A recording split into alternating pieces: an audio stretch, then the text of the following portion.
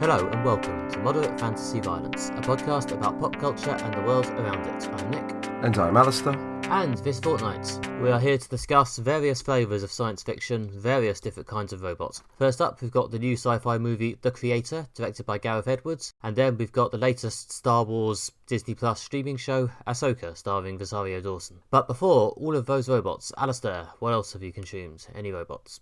Well, unfortunately not. It's not science fiction I've come to the table with this week, but it is a streaming service thing, so it's sort of related. I've been watching a series of adaptations of Roald Dahl short stories on Netflix, all directed by Wes Anderson. This is like a new collection of short films. Yeah, it's returning to somewhat familiar territory for Wes Anderson in that he did a film adaptation of Fantastic Mr. Fox. Although these are focused on Dahl's short stories, which are more aimed at adults. They're very much deploying the Anderson signature style and weirdness, which kind of goes quite well with Roald Dahl, the sort of slight air of whimsy and the sort of slight dark edge. So yeah, those they go very well together. They've got quite a high-profile cast as well, which is fairly normal for Wes Anderson. All the short films star in various combinations: Benedict Cumberbatch, Dev Patel, Ben Kingsley, Ralph Fiennes, and Richard Ayoade. It's kind of built around one longer story, which is The Wonderful World of Henry Sugar. That's about 45 minutes, and then you get three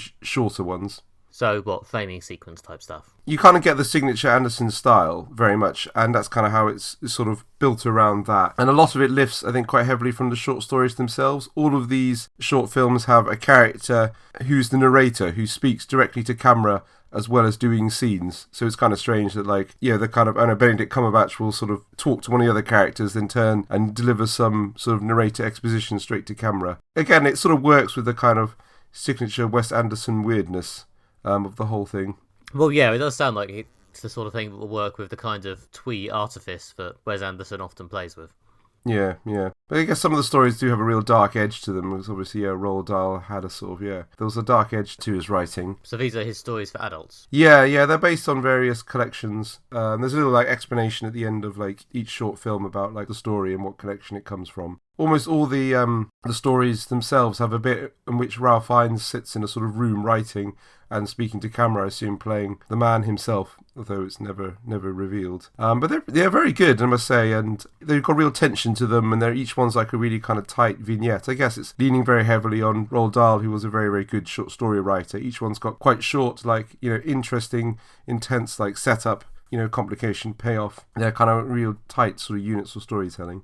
Okay, so is this presented as a single movie or a... It's presented as 4 separate films within Netflix. So yeah, I think if you search for Roald Dahl, they all come up. But each one is kind of a whole separate thing. The main one, is The Wonderful Story of Henry Sugar. If you search for that, that'll come up, and then it'll recommend the other ones. I think there's The Swan is another. There's one about a snake, and there's one called The Rat Catcher. Yeah, they're all kind of presented as separate things, but they very much work together as a single unit, partly because they're united by Wes Anderson's signature style, but they also have a kind of a style in their own right. They're done very much to almost resemble a play, so they have sets that kind of move in and out, rather than cutting to a different location. You'll have a bit of set that will move, and then another bit of set will be sort of slid in, very much like you're watching a play, and various bits when stagehands will come on and hand props to people and things like that. Again, so it's deliberately creating films that kind of resemble plays based on short stories. It's all very intertextual. Yeah, again, that sounds like something Wes Anderson would enjoy. I'm thinking of the film I saw recently, or was it Asteroid City? That was like a film within a play or something, wasn't it? Yeah, there's a lot of that going on. He's, in various films, he's been experimenting with putting plays on film. So yeah, he's returning to that. He's returning to the stories within stories, especially The Wonderful Story of Henry Sugar involves a story about a man being written by Roald Dahl, in which he finds a book that contains a story about a mystic man in India. So there's stories within stories. There's other things he's returning to as well, such as India is a semi-frequent theme, which quite a lot of these short stories are either set in or about. That also does sound like something Wes Anderson would enjoy. Okay, cool. So they've pulled this off then? Yeah, no, it's good. It's definitely one for the fans. So if you're a big Wes Anderson fan, or if you're a big Roald Dahl fan, or if you're a big fan of the people involved, especially Benedict Cumberbatch, I think, who delivers some very good performances, and as well as the others, including Richard Ayoade, Ben Kingsley, some great actors, Ralph Fiennes. So if you're a fan of any of the creators involved, I'd certainly recommend this. Or if you just want to, enjoy something that's short and sharp and good, then they're quite nice to watching on your lunch break or something like that. Anyway, so I've been watching some short films. Nick, what have you been up to since we last spoke? Well, I've been watching something which I think we've covered, well, I think I've covered in the recommendation section before. This is Only Murders in the Building on Disney Plus in the UK and Hulu in America, I think. This is, of course, the murder comedy set in a single hotel in New York where a large amount of murders seem to take place. And a trio of misfit friends involving a washed-up actor, a washed-up Broadway director, and a mysterious young woman with a strange past and a certain sort of odd directionlessness in her life end up starting a murder podcast focusing on murders that take place in the building called Only Murders in the Building, in which they look into the weird amount of death that happens in the place they live. And this year, the aforementioned washed-up director, Oliver Putnam, has actually managed to get a show back on Broadway, and inevitably, on the opening night of his show, the leading man publicly dies. This is the leading man played by Paul Rudd, who it turns out was a massive prick and has probably been poisoned, thus leading up to the inevitable murder mystery where we have to try and work out which of the many people who did not like this person might have killed him. And yes, it's another fun year for this. I've seen all 3 seasons of this. I really like it. It has a very sort of classic, farcical, old Hollywood, fun, zippy vibe to it. Everyone's clearly enjoying themselves a lot, despite the subject matter of murder. It's very rarely a downer or heavy. There's a couple of genuine dramatic moments, but they're deployed very sparingly throughout the series to stop you getting to stop it feeling too heavy. Other than that, it is mostly just good fun and larks and farce with the 3 characters arguing, squabbling, and often blowing the investigation due to stupid mistakes. That sounds good, yeah. Sounds like you've got a classic murder mystery setup there. Oh yeah, this is possibly even more than many of the other seasons. It's very much, there's this small group of people, because it's very much, it's almost definitely one of the cast who must have done it, and they all hated him for various reasons. So there's this sort of digging into the various back and forth squabbles between them, and discover which of them hated him enough to kill him, and which of them just hated him in a normal way. I'm glad that they're keeping the show interesting after 3 seasons, because you'd sometimes worry that something that's kind of like concept driven, once you get beyond the first season, they can sometimes search for direction. They've taken a couple of, I don't want to say liberties, but they've made a couple of moves to stretch the concept a bit here, in that it's less about the ecosystem in the building, because obviously the show is called Only Murders in the Building, and as you may spot, the murder I've just described does not take place in the building, but there is a slight twist which I'll refrain from spoiling, why not, at the end of the first episode, that explains why this one still counts. But it's only tenuously, and realistically most of the action is outside of the building this year. It's about, the action in this theatre where Oliver Putnam's play is meant to go on. And yeah, they've also moved away a bit from quite a lot actually, from the satirising podcasts angle, which was quite heavy in the first couple of seasons, but I think partly because they've really done a lot of the jokes now, and partly because I think it's just not as zeitgeisty as it used to be, murder podcasts, and they don't want to look too dated, even though half the joke in this show is the 2 old men in the cast making fun of each other about who is the most dated. But yeah, to avoid beating a dead horse, they have moved on a bit from murder podcast comedy this year as well. I think murder podcasts are very much the mainstream at this point. Yeah, that sounds good. And yeah, I think one of the selling points of this show that people seem to really enjoy is the strength of the cast. And this year they've added, you said Paul Rudd, but also Meryl Streep, I believe? Yeah, Meryl Streep is in it as one of the cast, one of the sort of principal suspects. Also a love interest for the Martin Short's character, Oliver Putnam, which adds a bit of tension to it, as he obviously does not want to believe that the lovely Meryl Streep could have done it. And obviously there's a lot of silliness and absurdity this year, possibly slightly more than usual, because the play that Oliver Putnam is putting on is this incredibly stupid seeming play about a murder investigation where the suspects are babies. That does sound like an absolutely mad concept. It's called Death Rattle, and it's I did actually just Google it live on the show to see if it's an actual play, and I can confirm it seems a lot like it has actually been made up for the TV show, surprisingly enough. But yeah, Oliver Putnam puts on this ridiculous play, Death Rattle. The leading man dies. He discovers he was going to get bad reviews anyway. Yeah, there's some twists. It gets actually more stupid and weird than that. But yeah, half the joke in this season is that this play Oliver is putting on is absolutely bizarre, and they sort of carefully show you more and more of the actual play as the season goes on, and it just gets sillier and sillier. That does sound like fertile ground for comedy, as well as obviously there's a fertile ground for a good murder mystery here. It does sound very much like everything's firing on all cylinders. Oh, it's a very good show. Yeah, it's a very sort of soft level of quality, and you don't necessarily automatically think of it when you think, what was the biggest, most exciting new TV this year? But it's just fun. It's just nice to watch. Once I'm watching it, even if I haven't necessarily been psyching myself up massively for it before it started, I'm always a bit, oh yeah, this is really good, this is really fun. And then you start looking forward to it every day, and it's really good. So yeah, for what it's worth, full recommendation. It's very autumnal as well. It's very good time to watch this, if you're listening to this podcast around the time we drop it, because yeah, it does have a nice sort of cozy vibe going on. So yes, if you haven't seen Only Murders in the Building and you want a nice sort of cozy autumn show, I could fully endorse choosing now to watch all 3 seasons. The episodes aren't even that long. It'll be fun for you. That sounds really good, yeah. And obviously the core cast is exceptional as well. Steve Martin especially. Yeah, man, I guess we say late career. Yeah, he's been around since like the 70s, or something like that. But it's amazing that he's found a new vehicle and is still doing relevant and good work. Yeah, no, it's faintly ridiculous. I mean, he's playing this sort of self-aware blowhard guy who's kind of just doesn't want to admit that his best years as an actor are clearly behind him, and he's a faintly ludicrous character, and he's getting a lot of fun out of it. And Martin Short's really good as well, and Selena Gomez, despite being the young person against these 2 much bigger, more famous actors, is also doing a good job of a part which could have been quite thankless, as a lot of the time she is kind of called on to be the vaguely sensible one, or the one who's like, guys, can we please stop bickering and get back to the investigation? Which could have been a bit, I don't know, female character in a 2000s webcomic. But no, she does make it work. They do actually give her enough characterization and enough life outside this role for it to actually work. Sounds good. Yeah, no, it's a good series. As I say, I think I made my big pitch a few minutes ago, so I won't do it again. But yeah, good show, strong new season, recommend.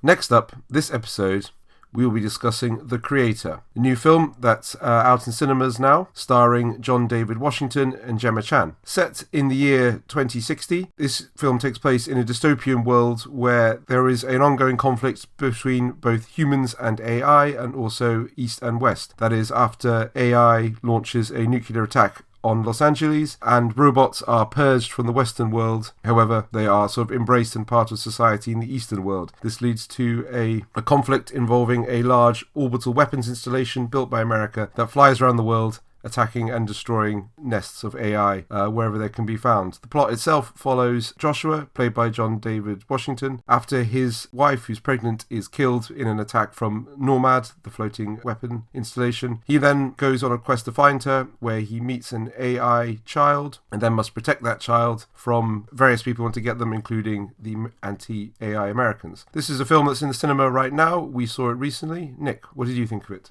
Yeah, it's been a few months, I think, if not even longer, on the podcast since I've been able to use one of my favourite phrases, but I think it might be time to brush off the old interesting failure label, because, yeah, this film sort of tries ambitiously to do several things at once and sort of does varying levels of all right at all of them. Like, it's got a lot of sort of military action, fighty sci-fi in it. That's probably the part it does best. The plot moves along well enough, the fights have some fun beats, the effects especially are fantastic. It might sound like a superficial phrase, but this film really does look amazing. If nothing else, if you're a big admirer of special effects in sci-fi films, this one may be worth seeing on a cinema screen just for that. Unfortunately, yeah, it also takes a punt at seeming profound, and I think their angle on AI is both fairly standard and not explored in much depth, and it also tries to go for the sort of big, heavy, emotional stuff, this sort of, you're really, really meant to care about these characters and have a good cry stuff, but unfortunately it never seems to quite get far enough under their skin to make that work. And unfortunately, because it's also quite long and quite ponderous, because it spends ages trying to achieve its sort of higher goals, you also can't really switch off and enjoy it as a sort of whiz-bang action film, even though that's probably the part it does best. So yeah, it's not awful, but I don't think it quite nailed what it was going for.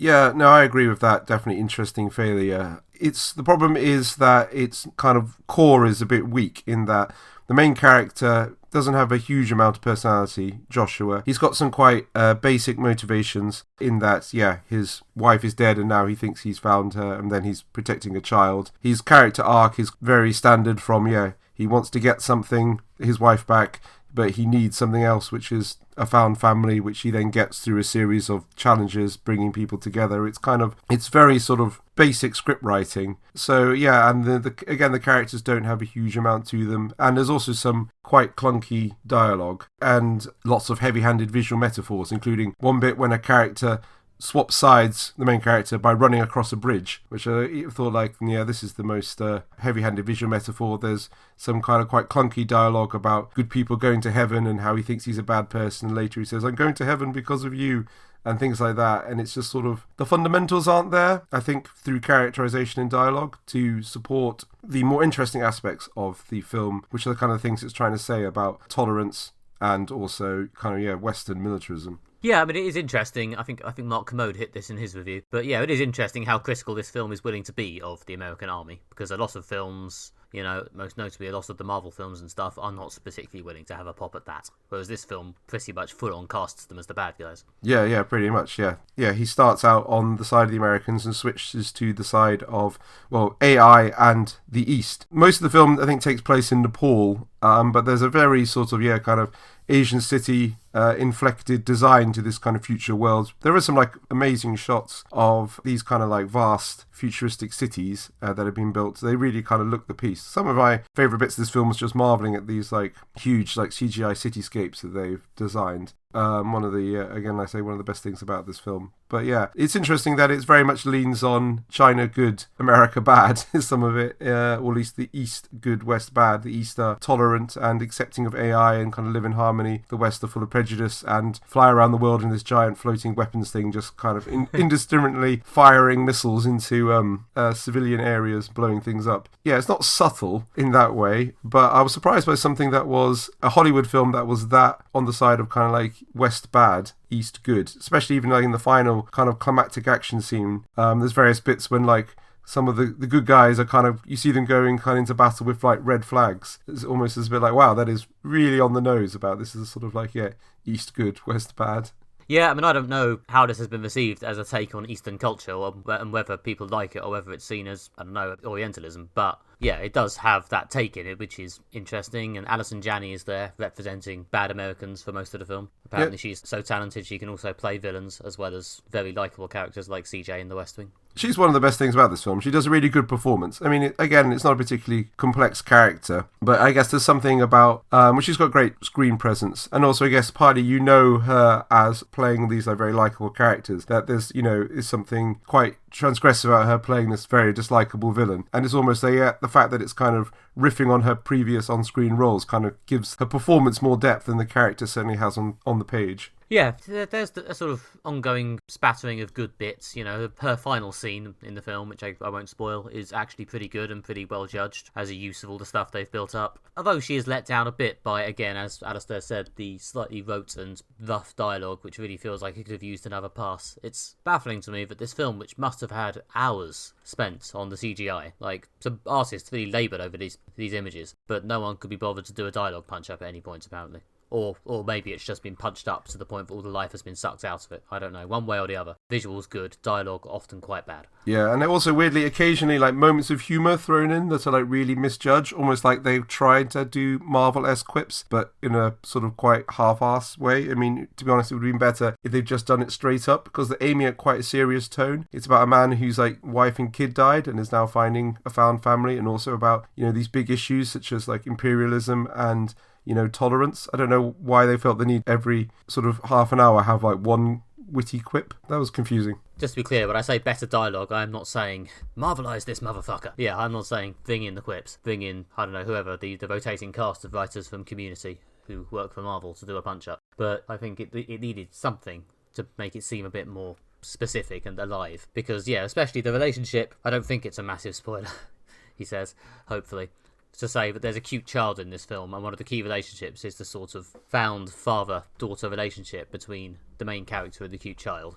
And that relationship is not sold at all. They just sort of become this surrogate father-daughter thing at some point, because it's just what you do, I guess, in this sort of film. It just kind of happens at some point, and I just never felt like it had really been achieved in a way that's really strange, because it's the sort of really basic cinematic relationship that other films have made look quite easy. Yeah, it's a very predictable character arc, but some of the big emotional beats aren't earned. What they needed was to bring in the people who wrote The Last of Us, the TV version or the video game.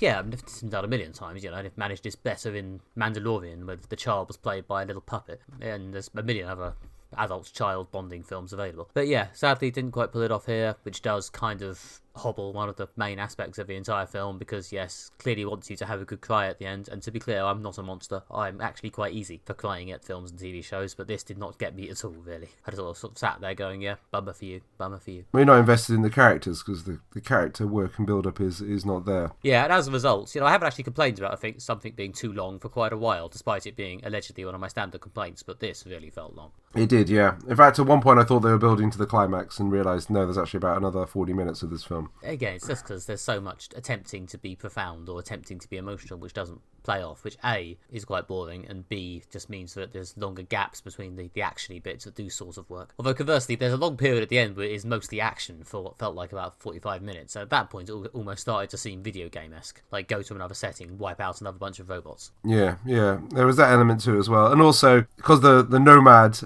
weapons platform is like constantly a presence, it's always like in the background or floating over the scene. And I had this moment of thinking, this film's not ended until they go up there, is it? Almost like kind of in like Half-Life 2, where throughout the entire game you can see the Citadel just towering over the landscape in the background. The game's not over until you get up there, and it's got that kind of video game element to it. I don't know, but it just makes the whole thing seem more predictable. Well, it's supposed to create this kind of looming presence, I guess, but it just seems like a sort of predictable plot arc. Well, yeah, that's the thing. It's, I don't know. Just based on the vague tone of it, you occasionally think this film, at some point, someone imagined it to be kind of, a soaring emotional epic like Arrival, but it's not that. It's just another sort of military sci-fi action film, which has been made slightly boring by long stretches where it tries to be like Arrival. Yeah. There's lots of films that do the kind of, like people fighting robots thing, but yeah, you kind of need to hone that down to a tight hour and a half, lots of action. Whereas this obviously has the space for an epic, but not the depth. Yeah, I mean, it's as I keep saying, it's well made, it's ambitious, it's nice to see Hollywood throwing this kind of money at, original science fiction. I don't enjoy endlessly picking at this. I kind of wish the script fully backed it up, to be honest. It would be nice to see something like this work. Yeah, just to praise it for a minute, there are some interesting things going on, which obviously, don't offset the criticisms you said, but there are some things that I did really like about it. Although a lot of the meaning's very surface-based, I thought the whole thing was kind of shooting at a quite interesting metaphor for Vietnam, especially with, massive American air superiority, firing huge amounts of ordnance into rice paddies and poor villages in East Asia. It was very much, I was like, I see you're riffing on Vietnam here and some kind of well-known Vietnam imagery, which I thought was an interesting aspect to it. Yes, famously not a particularly well-received or pointful war. No, exactly, yeah, which is another thing they're riffing on, again, with a lot of the, action scenes with kind of village-to-village fighting, American soldiers being dropped in from kind of helicopters and things like that. So yeah, there's definitely riffing on some Vietnam here. I also thought just the kind of, as well as the CGI looking good, the design of things was really interesting. They just clearly kind of thought about how things would look and work in the future, such as these robot bombs that would just suicide charge themselves into battle and explode. I can imagine that's the sort of thing that's been worked on. Or one side have these kind of quite cool limpet mine rockets that shoot out and then latch onto things and then explode later. So yeah, they clearly spent a lot of time thinking about possibly getting designers, engineers in to say what's the sort of thing we might have in the future. Kind of reminded me of Minority Report in that way, when they really spent the time trying to predict the near future and things that might be possible, things that might happen. So yeah, there was clearly a lot of thought went into it, especially in the kind of, production design, character design, CGI, artwork, all those often overlooked, sometimes even maligned technical filmmaking areas that the film really excels in. It's just the problem is we mainly come to the cinema for character and story and emotion. Yeah, as I say, the effects are good, and not just the effects, but as you say, the actual design and visuals. I was quite impressed by the look of the individual robots and stuff as well, the sort of variety of different ones they had, the ones who were sort of simulants who are meant to resemble humans, and the ones who looked like more conventional sort of sci-fi robots, all living arm in arm. It was decent, interesting stuff. Yeah. Part of me almost yearns for a bit more of the world outside this sort of military setting, but at the end of the day, that's just not the film they were making. So yeah, no, same. I did feel that as well. But yeah, as I say, it's not uninteresting, but well, yes, I circle us back to my original point. Yeah. Maybe one to pass on. The problem is, what I would say is that the only way you really enjoy this film is to see it in the big screen. If it was a sort of mediocre murder mystery or comedy, I might be wait for it on streaming. When you've got a Friday night in or something like that. However, this film, the few good things about it will not work unless you have a very big TV with a very good sound system. So if you really like the idea of the world, then maybe it's worth seeing in the cinema.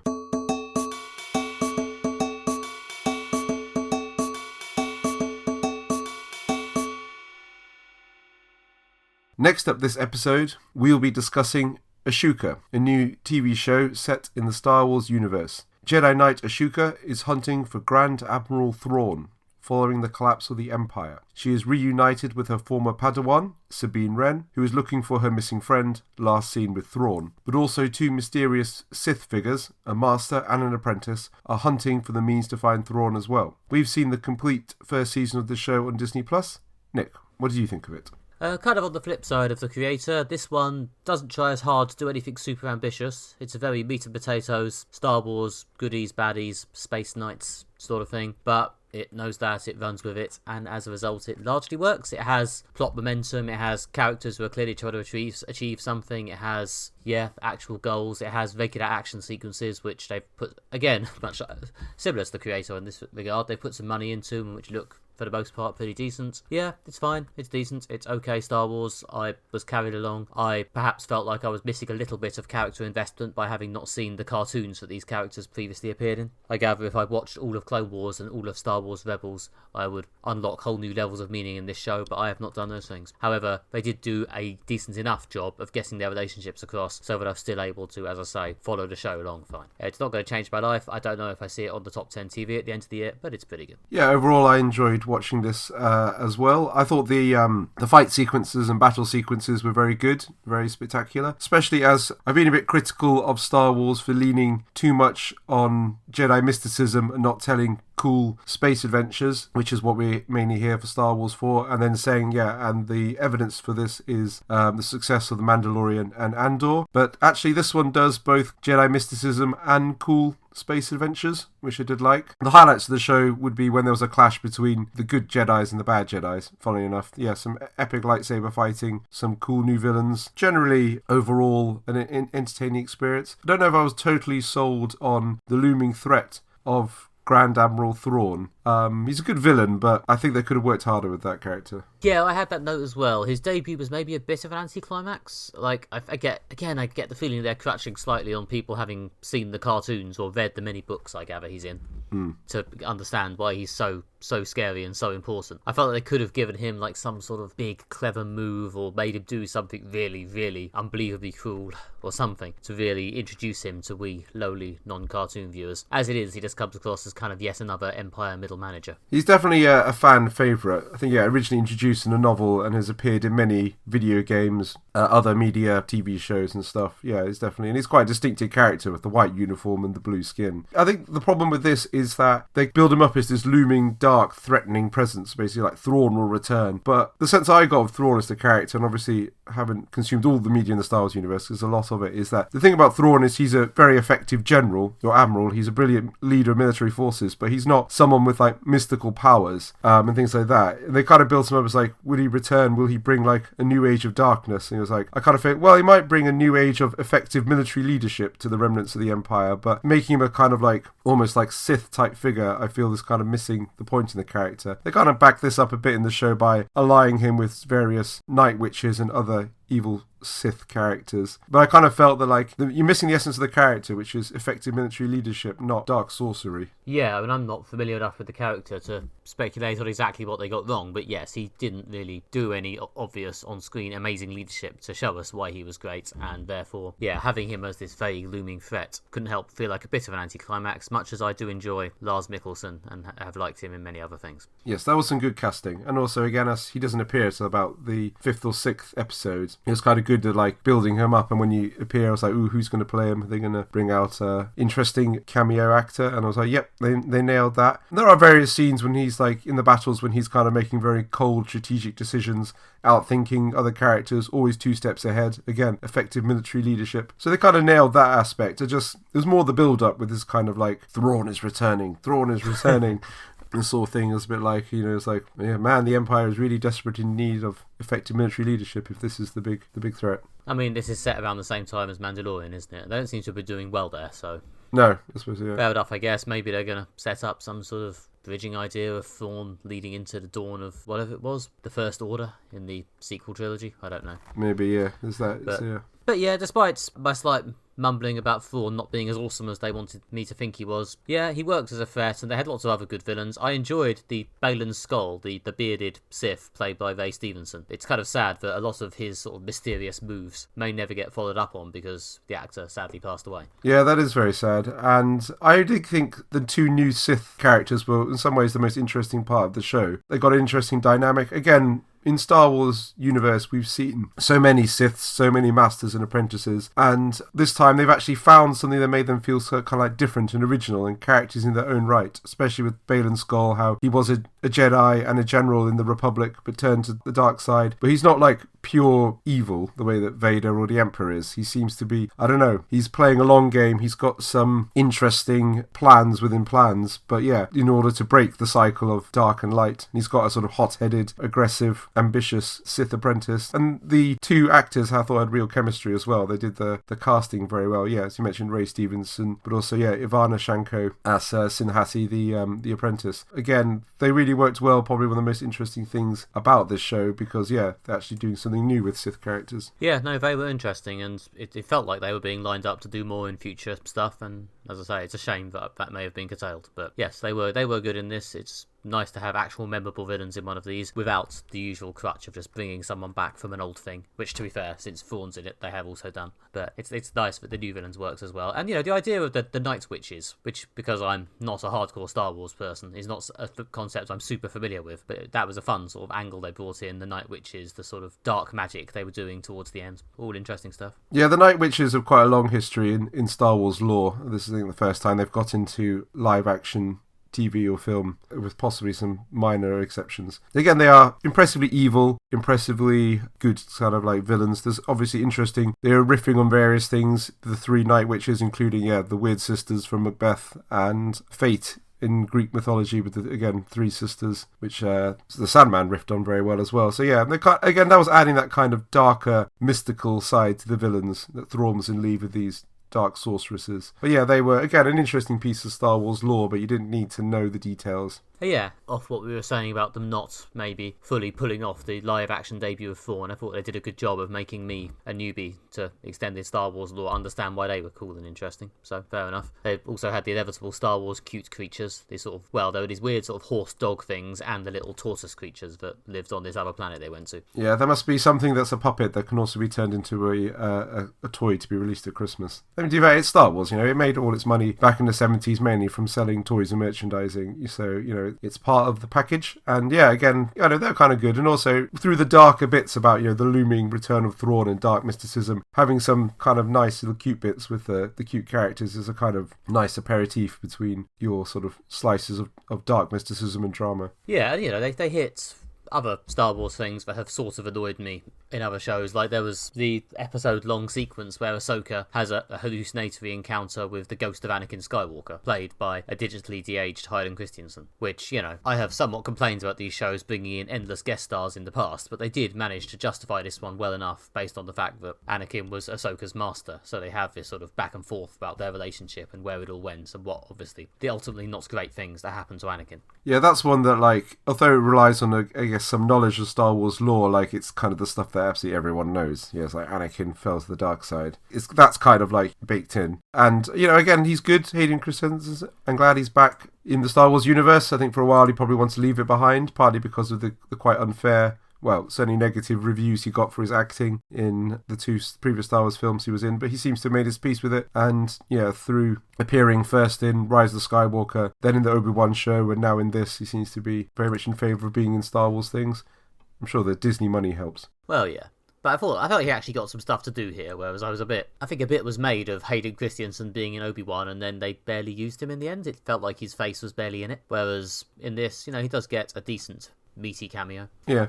Which I enjoyed. Admittedly, the C-3PO pop-in later in the series was a bit cheesy. A bit of a, hey, it's him moment, which was a bit much, but it only lasted about a minute, so I'll let them have it. Yeah, they did loop in various other characters. Obviously, you have Mon Mothma here, again played by the same woman who's playing her in Andorra. Again, they loop in. They also brought in the that pilot who turns up in several episodes of The Mandalorian, played by the guy from Kim's Convenience. I can't remember the actor's name either. But yeah, again, they're just looping it in with the other kind of established bits of chronology. So yeah, to make it seem more like an integrated Star Wars universe, which is the thing obviously Marvel does really, really well. But it's, it's not too much of a, oh yeah, it's that guy, doing a bit, apart from occasionally it is like with the C-3PO scene you mentioned.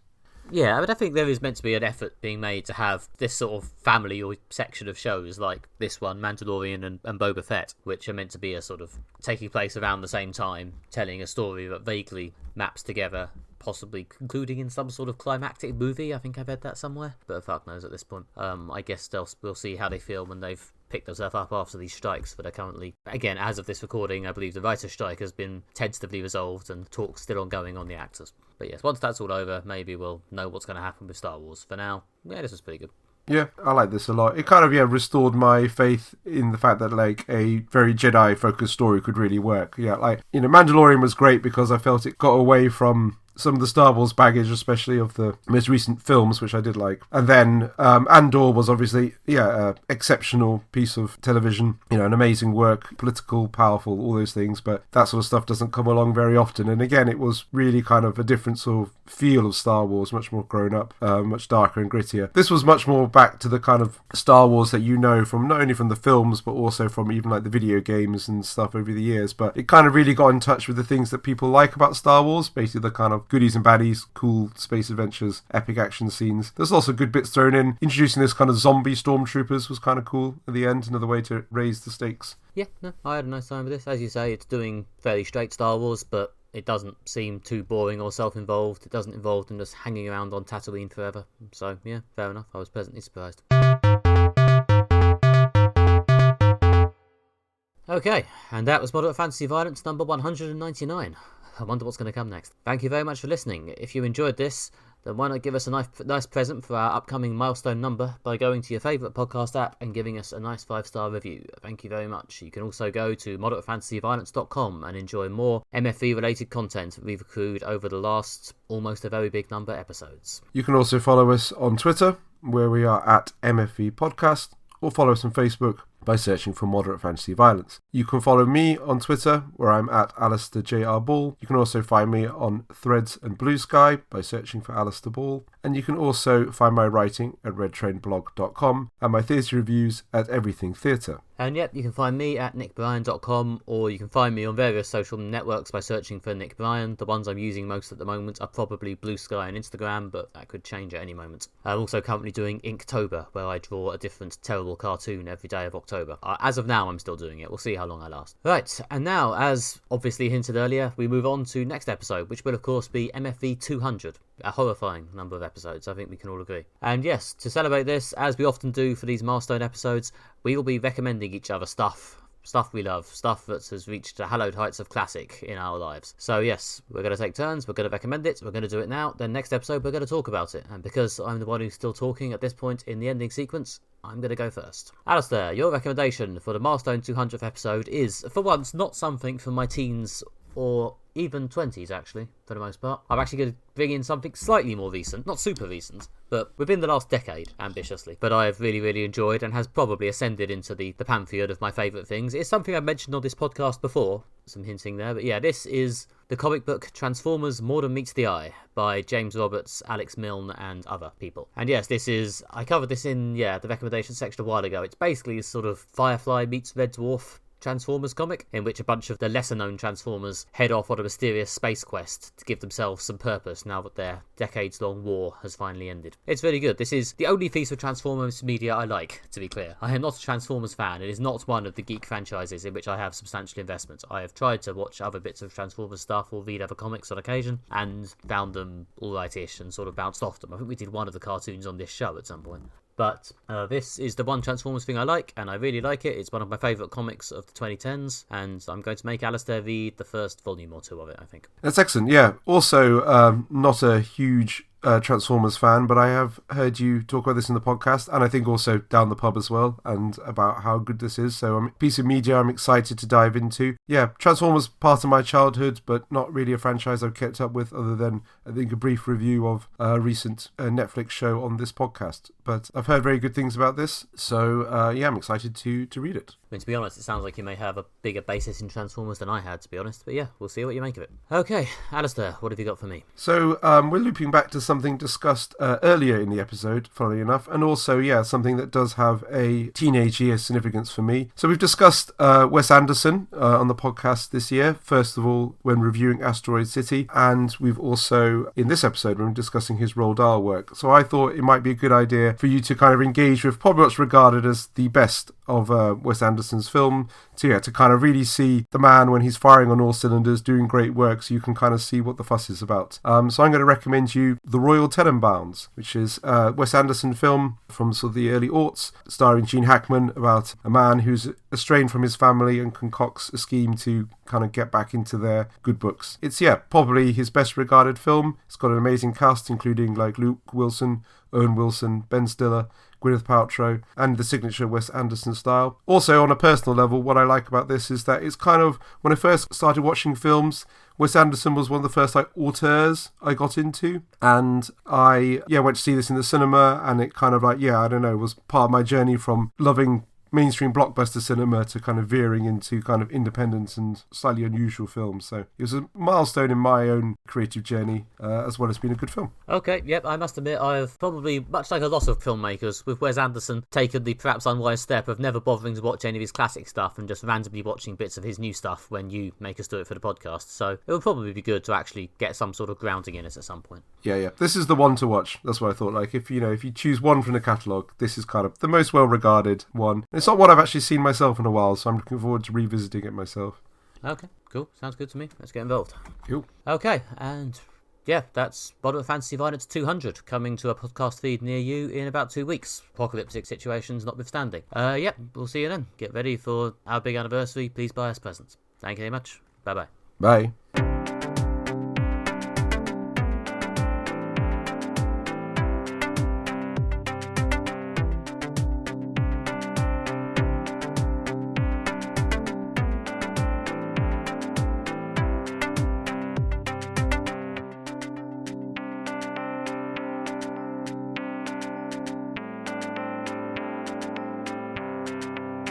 Right, should we roll on to the creator?